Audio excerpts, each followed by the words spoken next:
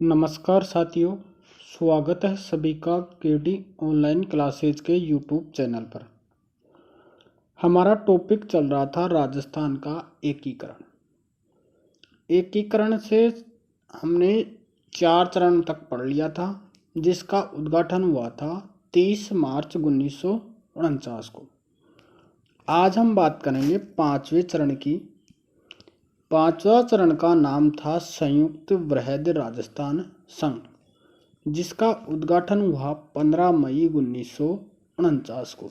उद्घाटन कब हुआ? 15 मई 1949 को, जिसके अंदर वृहद राजस्थान, जिसका उद्घाटन हुआ था 30 मार्च 1949 को, उसके अंदर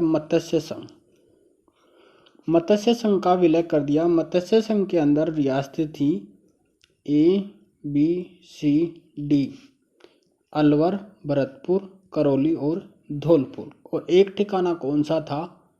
नीमराणा। उनका विलय कर दिया गया किसके अंदर? वृहद राजस्थान संघ के अंदर। किसकी सिफारिश पर?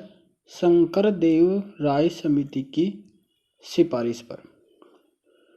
धौलपुर भरतपुर रियासत अंतिम समय तक भाषा के आधार पर उत्तर प्रदेश में मिलना चाहती थी, लेकिन जनता की राय जानने के लिए शंकर देव राय समिति, जिसके अंदर 3 सदस्य थे, जिसमें शंकर देव राय अध्यक्ष और 2 सदस्य के सिद्धावा और प्रभु दयाल थे, का गठन किया गया। यानी भाषा के आधार पर धौलपुर और भरतपुर उत्तर प्रदेश के अंदर मिलना चाहती थी, लेकिन जनता की राय जानना चाहते थे। उसके लिए एक समिति गठित की गई थी, उसका नाम था शंकर देव राय समिति, जिसके अंदर 3 सदस्य थे। एक तो थे शंकर देव राय और 2 सदस्य थे पीके सिद्धावा और प्रभु दयाल थे। 6वां चरण, जिसका नाम रखा गया राजस्थान, उसका उद्घाटन होता है 26 जनवरी 1950 को।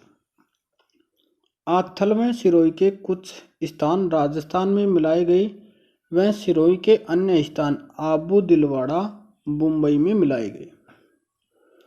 सिरोही राज्य का शासक अल्पवयस्क होने के कारण भारत सरकार ने 5 जनवरी 1949 को का शासन प्रबंध बम्बई सरकार को दे दिया।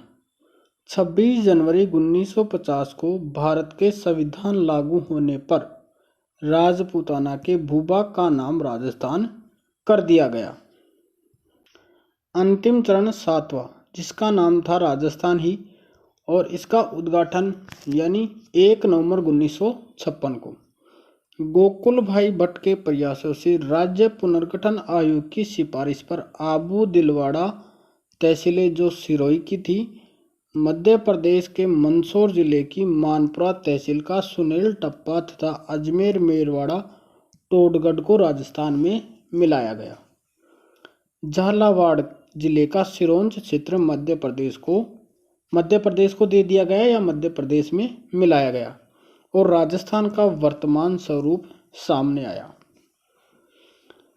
सिरोही का राजस्थान में विलय 2 चरणों में हुआ और मुख्यमंत्री थे मोहनलाल सुखाड़िया। राजस्थान गठन के समय अजमेर मेरवाड़ा का राज्य में विलय न होने के कारण यहाँ पृथक विधानसभा थी, जिसे धारा सभा कहते थे। यह 30 सदस्यीय सभा थी। 1952 के आम चुनाव के बाद धार सभा, जिसके अंदर अजमेर मेरवाड़ा का क्षेत्र था, से एकमात्र मुख्यमंत्री थे हरिभाऊ उपाध्याय। कौन थे मुख्यमंत्री? हरिभाऊ उपाध्याय। राज्य पुनर्गठन आयोग, जिसका गठन होता है 22 दिसंबर 1953 को। राज्य पुनर्गठन आयोग कब बना? 22 दिसंबर 1953 को, जिसके अध्यक्ष बनाए गए फैजल अली। अध्यक्ष कौन थे? फैजल अली। इसके सदस्य थे हृदयनाथ कुंजरू और सरदार पन्नीकर। 7वां संविधान संशोधन, जो पारित हुआ 1 नवंबर 1956 में, राज प्रमुख पद समाप्त कर राज्यपाल पद का सृजन हुआ। 7वें संविधान संशोधन में निर्णय लिया गया कि राज प्रमुख का पद समाप्त कर दिया जाए और उसके स्थान पर राज्यपाल पद सृजित किया जाए। तो राजस्थान के प्रथम राज्यपाल थे सरदार गुरुमुख निहाल सिंह। किसे बनाया गया राज्यपाल? सरदार गुरुमुख निहाल सिंह को। श्रेणी राज्य। आज़ादी के समय भारत के अंदर राज्यों की 4 श्रेणियां थीं। 4 श्रेणियों में ए श्रेणी थी वो राज्य जो ब्रिटिश सरकार के नियंत्रण में थे, सीधे ब्रिटिश भारत सरकार के नियंत्रण में थे। वो ए श्रेणी के राज्य थे जिनमें कलकत्ता, मुंबई और मद्रास थे। बी श्रेणी स्वतंत्रता के बाद छोटी छोटी रियासतों को मिलाकर बनाए गए राज्य, जिसके अंदर राजस्थान और हैदराबाद रियासतें थी। वो हैदराबाद राज्य था। सी श्रेणी के राज्य थे ब्रिटिश कालीन केंद्र शासित प्रदेश जो चीफ कमिश्नरी के नाम से जाने जाते थे, जिसके अंदर अजमेर और दिल्ली थी। डी श्रेणी के राज्य, इसमें स्वतंत्र उपनिवेशकों को रखा गया जैसे अंडमान निकोबार। 1 नवंबर 1956 को ABCD श्रेणी के अंतर को समाप्त कर दिया गया।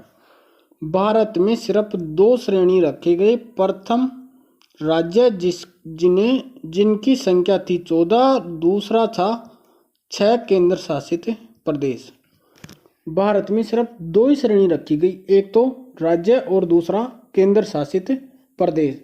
तो उस समय भारत के अंदर टोटल 14 राज्य थे और 6 केंद्र शासित प्रदेश थे।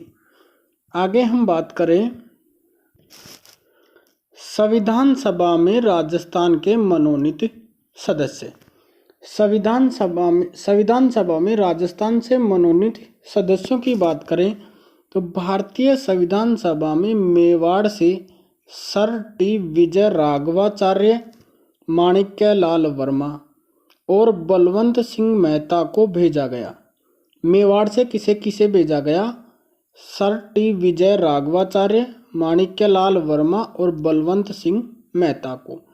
मारवाड़ से भेजा गया CS वेंकटाचार्य, जय नारायण व्यास को और अजमेर मेरवाड़ा से मुकुट बिहारी लाल भार्गव को। जयपुर से हीरालाल शास्त्री व VT कृष्णामाचारी को।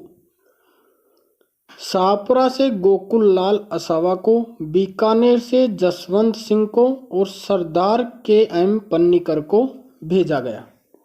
मारवाड़ से CS वेंकटाचारी, जय नारायण व्यास, अजमेर मेरवाड़ा से मुकुट बिहारी लाल भार्गव, जयपुर से हीरालाल शास्त्री और VT कृष्णामाचारी, शाहपुरा से गोकुल लाल असावा, बीकानेर से जसवंत सिंह और सरदार के पन्नीकर को। ये संविधान सभा में राजस्थान से मनोनीत सदस्य थी।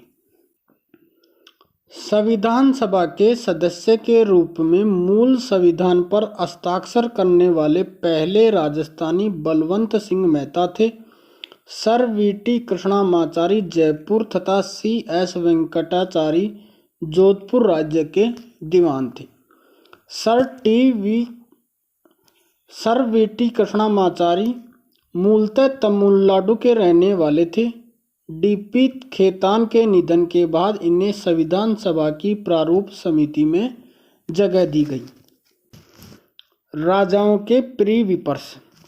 एकीकरण समझौते में कहा गया कि राजा अपनी निजी संपत्ति रख सकेंगे, उनकी गद्दी का उत्तराधिकारी होगा, विशेषाधिकार होंगे, एक प्रिय विपर्स राशि मिलती रहेगी। राजा अपनी निजी संपत्ति रख सकता है और उन्हें गद्दी के लिए उत्तराधिकारी रखा जाएगा। कुछ विशेष अधिकार भी दिए गए और कुछ विशेष राशि भी मिलती थी उनको आजीविका चलाने के लिए। तो वो ही एक प्री विपर्स राशि थी।